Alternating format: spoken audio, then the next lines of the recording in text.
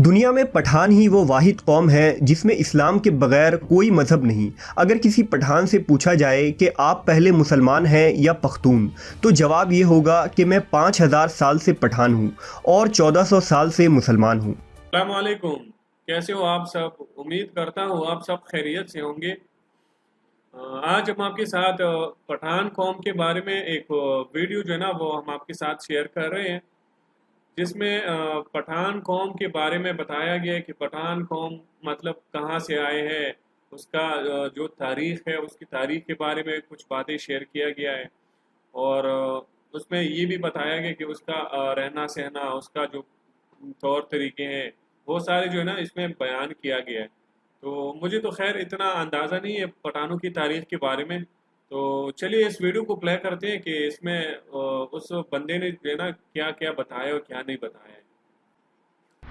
پٹھان یا پشتون وہ قوم ہے جو پوری دنیا میں جرت اور بہادری کی مثال سمجھی جاتی ہے۔ تاریخ شاہد ہے کہ یہ نہ تو کسی بادشاہ سے ڈرتے ہیں اور نہ ہی ان پر کسی ظالم حکمراں کا خوف طاری ہوتا ہے۔ یونانی، ایرانی اور تاریخ کے کئی اقوام نے پٹھانوں کو زیر کرنے کی کوششیں کی، مگر سارے ناکام رہے۔ نصف دنیا فتح کرنے والا سکندر اعظم نے بھی جب افغانستان میں قدم رکھا تو پٹھانوں نے دنیا کے سب سے منظم فوج اور بادشاہ الیگزینڈر کو دھول چٹا دیا اور انہیں مقدونیہ واپس جانا پڑا۔ پٹھانوں کی بہادری کی مثال 19ویں صدی کی جنگیں ہیں، جس میں سوویت یونین کو پٹھانوں کے آگے گھٹنے ٹیکنے پڑے۔ ایک تازہ ترین مثال پچھلے دنوں امریکی فوج کی شکست ہے، جس میں دنیا کے سپر پاور کو ان پٹھانوں نے ایسا زیر کیا کہ جسے تاریخ میں ہمیشہ یاد رکھا جائے گا۔ آخر یہ پٹھان کون ہے؟ یہ کس نسل سے تعلق رکھتے ہیں؟ کیا پٹھان کسی نبی کی اولاد ہیں؟ ان کا اس قدر بہادر اور جرت مند ہونے کی وجہ کیا ہے؟ ان تمام سوالوں کے پیچھے کون سی دلچسپ تاریخ رقم ہے؟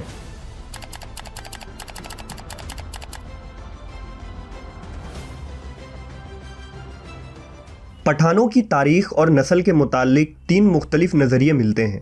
بعض کہتے ہیں کہ پٹھان آریائی نسل سے تعلق رکھتے ہیں، بعض کے نزدیک یہ قیس عبد الرشید نامی شخص کی اولاد ہیں جو حضور صلی اللہ علیہ وسلم کے ایک صحابی تھے، اور تیسرا نظریہ جو خود پٹھان تسلیم کرتے ہیں وہ یہ ہے کہ پٹھان قوم کا تعلق بنی اسرائیل کے گمشدہ قبائل سے ہے۔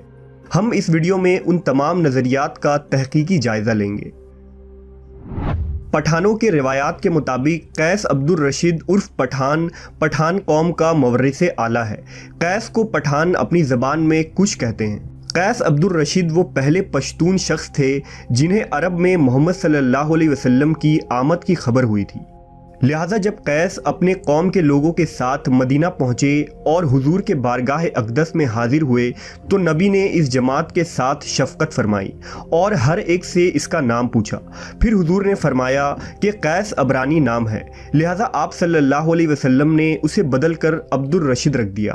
حضرت قیس اور ان کے قبیلے کے لوگوں نے اسلام قبول کر لیا اور اس طرح انہیں پہلے پشتون صحابی ہونے کا شرف حاصل ہوا۔ پختونی روایتوں کے مطابق ایک غزوے کے دوران جب مشرکین اسلامی لشکر پر بھاری پڑنے لگے تو حضور صلی اللہ علیہ وسلم نے حضرت خالد کو حکم دیا کہ جاؤ اور اپنے پٹھان بھائیوں کو مدد کے لیے بلاؤ، لہٰذا حضرت خالد افغانستان چلے گئے اور افغان سردار قیس عبد الرشید کو حضور کا پیغام دیا، لہٰذا تمام پٹھان قبیلے قیس عبد الرشید کی قیادت میں مکہ کی طرف روانہ ہو گئے۔ مکہ پہنچ کر انہوں نے ایک خون ریز جنگ لڑی۔ شام کو صحابہ کرام نے حضور کو یہ خوشرنجی سنائی کہ افغانی لشکر نے مشرکین کو شکست دے دی ہے اور ہماری فتح ہوئی ہے۔ حضرت خالد بن ولید نے ملک عبد الرشید کی بہادری کے واقعات حضور کو بتائے تو آپ کی زبان سے برملا یہ الفاظ جاری ہوئے کہ اللہ اس کی آل و اولاد کو فروغ بخشے گا، اس کے قبیلے کی تعداد اور طاقت سب سے زیادہ ہوگی۔ پھر نبی صلی اللہ علیہ وسلم نے فرمایا کہ مجھے وحی کے ذریعہ آگاہ کر دیا گیا ہے کہ اس کی خدمت کے لیے اس قبیلے کی کثرت و استحکام کو وہی حیثیت حاصل ہوگی جو کہ کشتی یا جہاز کے نیچے والی لکڑی کی ہوتی ہے، جس پر جہاز کی عمارت استوار ہوتی ہے۔ حضور نے بارگاہ خداوندی میں دعا کی کہ اس مرد کی نسلوں سے ایک عظیم قبیلہ پیدا ہو جس کے افراد قیامت تک سلامتی اور ایمان کے ساتھ شریعت اسلام پر ثابت قدم رہیں۔ رخصت کے وقت حضرت خالد کی درخواست پر ایک انصاری صحابی کو قیس عبد الرشید کے ہمراہ کیا گیا تاکہ وہ کوہستان غور کے علاقوں میں لوگوں کو شریعت کی تعلیم دے۔ نعمت اللہ ہروی کی کتاب مخزن افغانی، جو قیس قبیلہ کی تاریخ پر لکھی گئی ایک مشہور کتاب ہے، اس میں درج ہے کہ قیس عبد الرشید حضرت خالد بن ولید کے ہاتھ پر مشرف با اسلام ہوئے تھے، اور قیس نے حضرت خالد کی ایک بیٹی سے نکاح بھی کیا تھا جس سے بٹن اور غور پیدا ہوئے اور ان کی اولاد پٹھان کے نام سے مشہور ہوئی۔ نعمت اللہ ہروی نے لکھا کہ کتب حدیث سے اس خبر کی تصدیق نہیں ہوتی ہے، لیکن دوسری تاریخی روایتوں سے سندھ اور افغانستان سے وفد کا مدینہ آنا اور اسلام قبول کرنا ثابت ہے۔ پٹھان قوم کے متعلق دوسرا نظریہ یہ ہے کہ پٹھان یہودی النسل ہے۔ افغانی تاریخ داں اور بہت سے یہودی مورخین پٹھان قوم کا تعلق قبل از مسیح کے یہودی قبیلے سے جوڑتے ہیں، یعنی بنی اسرائیل کے وہ 12 قبیلے جو ارض فلسطین میں آباد تھے۔ دراصل حضرت یعقوب علیہ السلام کا لقب اسرائیل تھا، اس لیے ان کے اولادوں کو بنی اسرائیل کہا جاتا ہے۔ حضرت یعقوب کے 12 بیٹوں سے بنی اسرائیل کے 12 قبیلوں کی بنیاد پڑی، جن میں آل یہود، آل لاوی اور آل روبن وغیرہ معزز قبیلے تھے۔ خدا نے آل یہود میں حضرت داؤد اور سلیمان علیہ السلام کو مبعوث فرمایا، جنہیں کتاب اور بادشاہت دونوں عطا کی گئی۔ حضرت سلیمان کے زمانے تک یہ 12 قبیلے یعنی بنی اسرائیل اجتماعی طور پر ایک مضبوط اور طاقتور قوم تھی، جن کا دارالخلافہ یروشلم شہر تھا۔ لیکن حضرت سلیمان کی وفات کے بعد جب آپ کا بیٹا رہبام تخت نشین ہوا تو بنی اسرائیل کے 10 قبیلوں نے اسے بادشاہ تسلیم کرنے سے انکار کر دیا۔ اس طرح بنی اسرائیل 2 ریاستوں میں بڑھ گئی۔ مشرقی فلسطین میں بنی اسرائیل کے 10 باغی قبیلے نے سلطنت اسرائیل کی بنیاد رکھی، اور مغربی فلسطین میں بنی اسرائیل کے 2 قبیلے یعنی بنی لاوی اور بنی یہودا ربہام کے ماتحت رہے، جنہیں سلطنت یہودا کہا جاتا ہے۔ 800 قبل مسیح میں بابل کی اشوری فوج اسرائیل پر حملہ آور ہوئی اور ان کی حکومت کو تباہ و برباد کر دیا۔ اب صرف مغربی فلسطین میں آباد سلطنت یہودا باقی رہ گئی، اور وہاں بسے بنی اسرائیل یہودی قوم کے نام سے مشہور ہوئے۔ بنی اسرائیل کے بقیہ 10 قبیلے کے اکثر لوگ قتل کر دیے گئے، جبکہ کچھ قبیلے وہاں سے ہجرت کر کے دنیا کے مختلف حصوں میں جا بسے، جنہیں بنی اسرائیل کا گمشدہ قبیلہ یعنی دا لاسٹ ٹرائب آف بنی اسرائیل کہا جاتا ہے۔ یہ وہ ریوڑ تھے جو اپنے گروہ سے جدا ہو کر بھٹک گئے، اور تاریخ میں ان قبیلوں کا کوئی نام و نشان نہیں ملا۔ دراصل طویل تاریخ کو مختصر بیان کرنا مشکل کام ہے، لیکن امید ہے کہ آپ واقعات کو بخوبی سمجھ رہے ہوں گے۔ یہودی محققین کے مطابق جب سلطنت اسرائیل تباہ ہوئی تو بنی اسرائیل کے وہ گمشدہ قبیلے بھاگ کر ایران کے قریب غور کے پہاڑوں میں جا بسے، اور پھر یہاں سے دیگر خطوں میں پھیل گئے۔ سینکڑوں سالوں تک یہ لوگ یہاں سکونت پذیر رہے اور رفتہ رفتہ شریعت موسوی اور توریت کے تعلیمات کو بھول بیٹھے۔ البتہ انہوں نے اپنا خاندانی نسب اور سلسلہ یاد رکھا اور خود کو فخریہ قوم بنی اسرائیل اور یہودی النسل سے جوڑے رکھا۔ خود پٹھانوں کا یہ دعویٰ ہے کہ ان کے آباء و اجداد کا تعلق قدیم زمانے کے یہودیوں سے ہے، جبکہ افغانستان کے آخری بادشاہ ظاہر شاہ مرحوم خود یہ اقرار کرتے تھے کہ ان کا تعلق بنی اسرائیل کے بنیامین قبیلے سے ہے، اور وہ انہی بنی اسرائیل کے گمشدہ قبیلوں میں ایک ہیں جو بخت نصر کے حملے کی وجہ سے اپنے ریوڑوں سے بچھڑ گئے تھے۔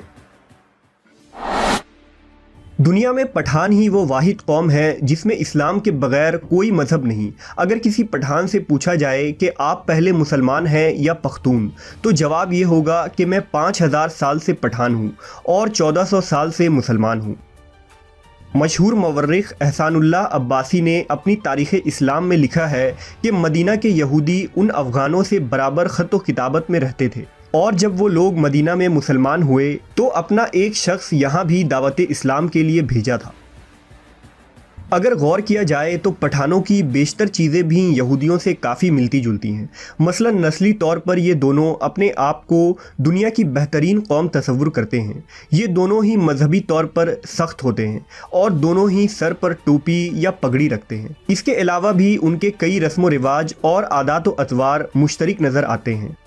पठानों के बारे में अंग्रेज़ों और बर्रे सगीर के कई रिसर्चर ने तहकीकी रिपोर्ट और किताबें लिखी हैं।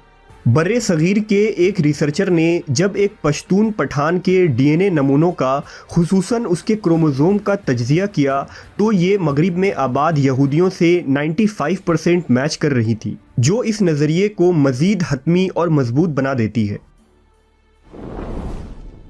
नबी सल्लल्लाहु अलैहि वसल्लम की दुआ ही ये वजह थी कि पठानों का अल्लाह की राह में लड़ने का जज्बा आज तक बाकी है और ये कौम अल्लाह की रज़ा और शरीयत के लिए मर मिटने को तैयार रहती है। क़र्ब क़यामत में भी लड़ी जाने वाली जंगों में पठानों का अहम किरदार होगा। हुजूर की पेशन गोइयों के मुताबिक क़यामत के करीब यही वो लश्कर होगा जो इमाम महदी की मदद के लिए निकलेगा। हदीस के मुताबिक इन्हीं इलाकों से अलम लेकर मुसलमान फ़ौजें निकलेंगी, जिनका रास्ता दुनिया में कोई भी नहीं रोक पाएगा, यहाँ तक कि वो अपने झंडे ईलिया यानी बैतुल मुक़द्दस में जाकर नस्ब कर देंगे और इमाम महदी के साथ मिलकर मसीहुद दज्जाल के ख़िलाफ़ जंग लड़ेंगे। आज पठान खुद को यहूदियुन नस्ल कहने पर फ़ख्र करते हैं और हर पठान का यहूदियुन नस्ल से होना काबिल फ़ख्र बात है, क्योंकि वो यहूदी नस्ल से ताल्लुक़ रखने के बावजूद नबी सल्लल्लाहु अलैहि वसल्लम पर ईमान ले आए। ये उनकी गैरत की बुलंदी और ईमान की अज़मत की निशान है कि उन्होंने सच्चे नबी की तस्दीक की, जिनका ज़िक्र तौरेत व इंजील में मौजूद है, जबकि अरब में आबाद यहूदियों ने आखिरी नबी का इनकार किया और आप पर ईमान न लाए, सिर्फ़ इस बुनियाद पर क्योंकि हुजूर का ताल्लुक़ बनी इसराइल से नहीं बल्कि बनी इस्माइल से था। और इस तरह वो यहूदी नस्ली तासुब और हसद व कीना की वजह से गुमराह और खार हुए। बिलाशुबा नस्ल, रंग और ज़बान इंसान के लिए तब ही काबिल फ़ख्र है जब वो सिरातल मुस्तकीम पर गामज़न हो और सच्चे माबूद और सच्चे नबी पर ईमान लाए।